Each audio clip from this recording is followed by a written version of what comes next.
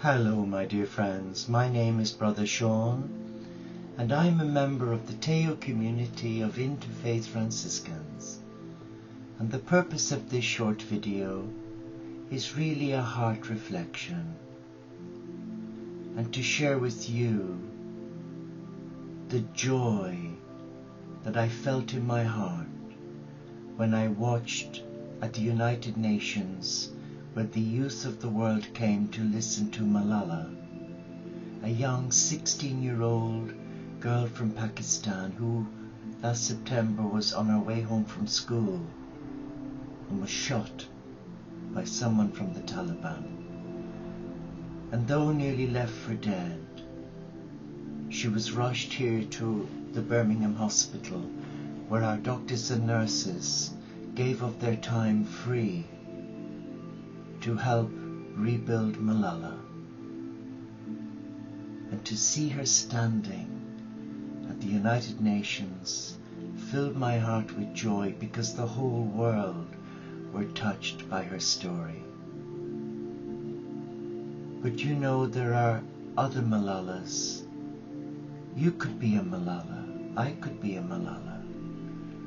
So what does Malala stand for?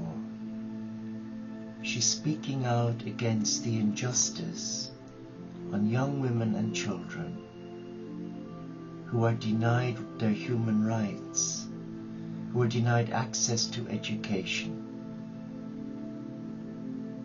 That's an important issue, for education is the key to unlock the door to provide one's survival in this crazy world where man's inhumanity to man is destroying the very essence of love, God's love. So how can you become a Malala? Well, today is Malala Day. We can become another Malala by first taking back our power from those who have abused us, wronged us, deceived us. And by lighting a candle, by sitting in our quiet space, and by invoking the company of heaven, the messengers of God, with our spiritual teachers, be it the Lord Buddha, Vishnu, Ganesh, Krishna, Gandhi, Mia Baba, Osho, Rumi, Jesus the Christ, Francis of Assisi, whoever your spiritual teacher is, be it Paramahanda Yogananda, it doesn't matter, but call on them. Ask them to strengthen you, to guide you and to protect you. And come back to your heart. Malala, the young Pakistani girl, represented courage in the face of evil. And instead of retaliating if she were given a gun, she wouldn't shoot that person of the Taliban. She would show them love. And that's what she did. She went through the most horrendous ordeal fighting for her life, with a bullet lodged in her brain,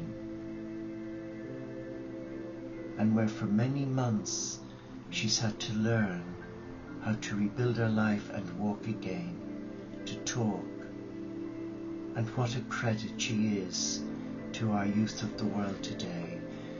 There are good young people, sadly, whose voices are crowded out by what's happening with dysfunctional youths who come from a dysfunctional family, filial children who've never known love.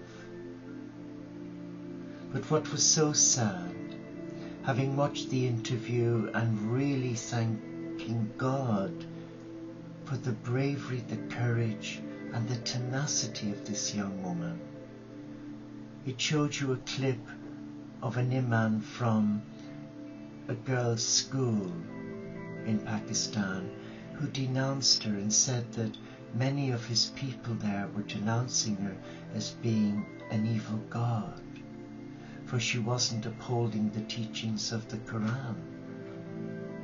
I found that very disturbing. If anything, she was upholding the truths of the Prophet Muhammad, for she exercised love. But he was focusing on the externals because she wasn't wearing the veil or the burqa. She had a headscarf on, but because she wasn't just showing her eyes through two gaping holes, she was being denounced. And that's how it is today. And I'm sure you watching me wearing this fancy dress little number, you're probably thinking to yourself, well, you've no room to talk. Listen, I'm ashamed of what members of my church have done as Catholic priests and religious. I'm ashamed of what the nuns and the monks and the priests have done to abuse children and deceive the children of God. I am ashamed, but I pray for them. But not all should be tarred with the same brush, because within the church, like our new Pope, Pope Francis, who is a good man, he's a man of peace. He doesn't want the fast life. He lives in a smaller, insignificant apartment, away from all the trappings of office. He wants to lead the children of God back onto an even keel. And that's my prayer for the world, that all religious leaders will come away from this brainwashing of appearances, keeping up appearances. It's the heart that God sees. Malala's heart has touched my heart, and I pray it's touched yours too. For she's not afraid now, even though if she returns to Pakistan, she's most definitely a definite target. For that mindset within the Taliban see women as something under their shoe, and young girls, well, they're a dowry. And they pass them round as if they're a piece of meat. What a way to live. But these are children of God. And yet society does nothing, because you and I have become oblivious to truth. Let us this day rise up as an emissary of light and integrity, and let us become another Malala, a peacemaker, a kingdom builder. But we will pay the price. We will be rejected, as I've been, by my own church for daring to mix with other beliefs, to the thought of living in a community. Thankfully we're a cyber community at the moment, but the time will come when our field of dreams will manifest, where a group of us men and women who have embraced the monastic life from all faiths and none to praise the one God together. That is the vision of Francis of Assisi, to reach out to all faiths and put aside the dogma, the bitterness, the bitching, and embrace each other in love, and forget about the externals of how you look and how you sound.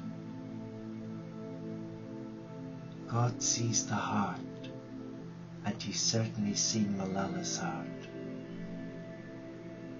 and He's using her heart to touch a lot of lives.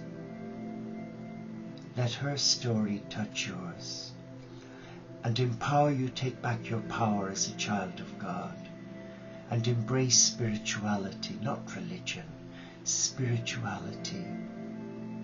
The spirituality that I live by is Celtic Franciscan spirituality that embraces God in the natural world, the cathedral of God.